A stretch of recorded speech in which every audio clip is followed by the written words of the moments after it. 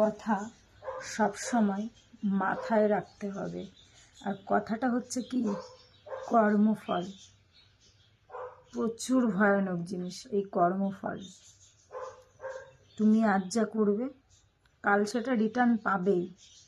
যদি ভালো কর্ম করো তার ফল অবশ্যই ভালো হবে, আর যদি তুমি খারাপ কর্ম করো সেটারও ভুক্তভোগী তুমিই হবে। তোমার তার জন্য রেডি থাকতে হবে। ভালো করলে ভালো, খারাপ করলে খারাপ, ফল তোমাকে ভুগতেই হবে। তাই কি করতে হবে? ভালো কর্ম করতে হবে যাতে তোমার কর্মফলটা ভালো পাও।